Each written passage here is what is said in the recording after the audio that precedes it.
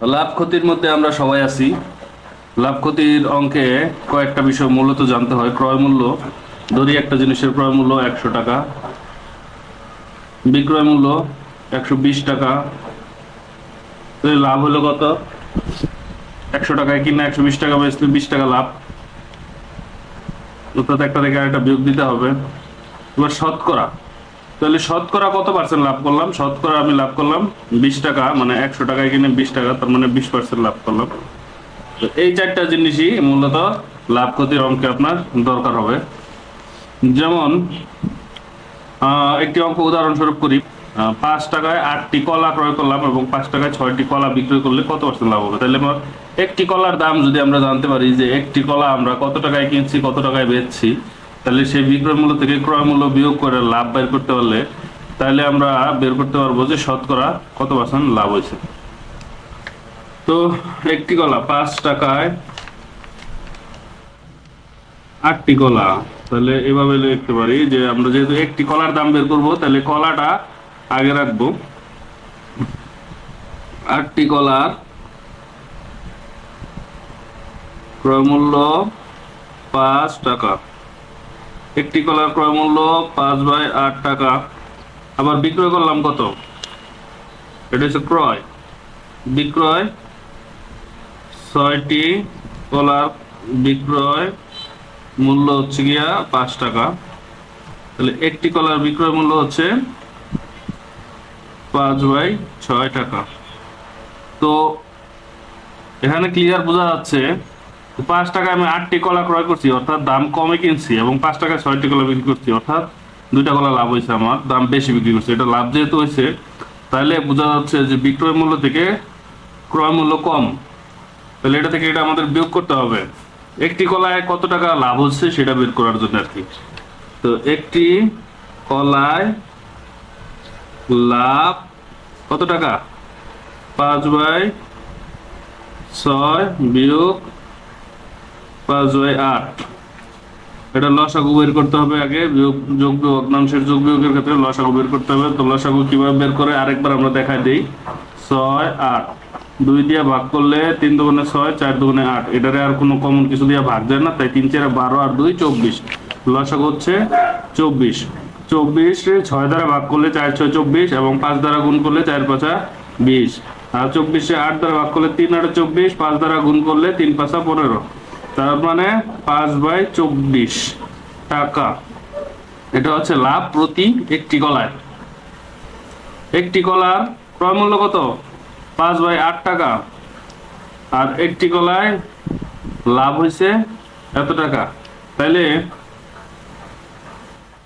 5/8 টাকায় কিনে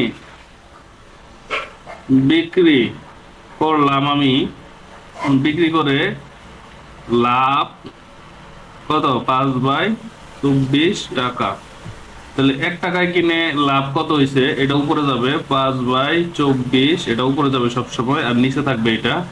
তাহলে 5/8 টাকা, এবং পরের লাইনে হবে 100 টাকায় কিনে বিক্রি কত? তাহলে তখন খালি এটা গুণ হবে। তাহলে আমরা এই জায়গায় অঙ্কটা শেষ করে ফেলতে পারি। তাহলে এটা এরকম হবে 5/24 গুণ, এটা যখন উপর থেকে নামাই দিছি স্ট্রেট থাকবে, আর এটা যখন আমি নিচ থেকে উপরে উঠাই দিছি তখন এটা উল্টে যাবে, 8/5 হয়ে যাবে। এই যে এই জিনিসটা 5/8 আছে, এখানে 8/5 হবে, গুণ হচ্ছে 100, বিষয়টা এইভাবে আসবে। তো 5 এ 5 কাটা, 8 দিয়া 24 ভাগ দিলে 3 8 24, 3 দিয়া 100 ভাগ দিলে 100 কিন্তু উপরে আছে, 3 দিয়ে 3 নিচে আছে, 3 দিয়ে 100 ভাগ দিলে কত? 33.33%। তাহলে এটা হচ্ছে আমার উত্তর, এটা হচ্ছে লাভ। বুঝা গেছে? তো কত পার্সেন্ট লাভ? 33.33%। এক্স দামে বিক্রি করায় 10% ক্ষতি হলো। আমি যদি 135 টাকা বেশি বিক্রি হতো, যে দাম বিক্রি করে 10% লস হয়েছে, তার থেকে যদি 135 টাকা বেশি বিক্রি হতো, তবে 20% লাভ হইতো। মানে এই টাকাটা বেশি বিক্রি করলে 20% লাভ হইতো। তাহলে ক্রয় মূল্য কত? অঙ্কটা দেখে মনে হইতেছে খুবই আসলে জটিল অঙ্ক, কিন্তু এটা আসলে অনেক সহজ অঙ্ক। যেমন এখন ক্ষতি আছে কত? 10%, মানে 10% মাইনাসে আছে, আর লাভ হয়েছে কত? 20%। তার মানে এখানে ক্ষতি আর লাভের গ্যাপ হচ্ছে 30%। 30%, ক্ষতি আর লাভের গ্যাপ হচ্ছে 30%। তো আবার এটাও বলে দিছে যে এত টাকা বেশি বিক্রি হতো যদি, তার মানে 30% বেশি যদি বিক্রি হতো তাহলে এত টাকা থাকতো আর কি, সোজা কথায়।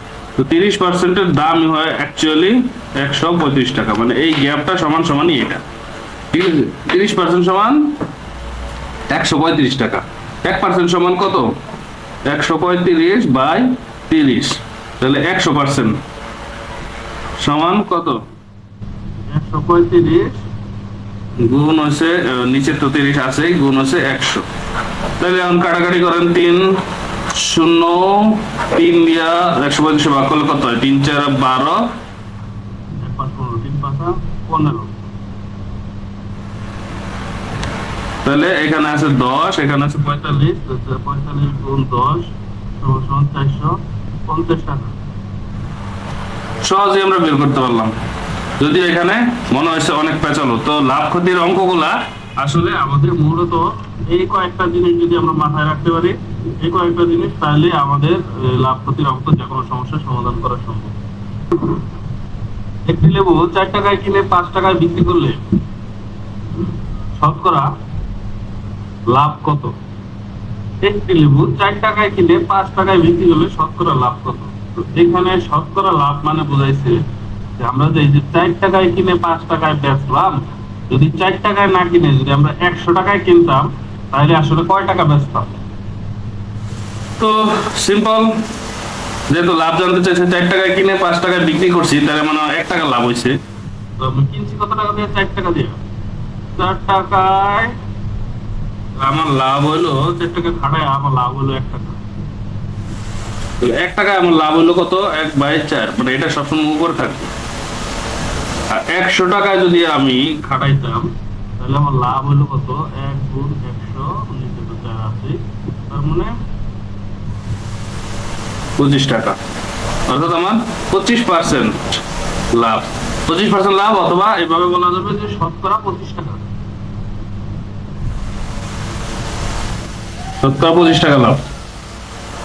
4% লাভে বিক্রয় মূল্য 468 টাকা হলে ক্রয় মূল্য কত?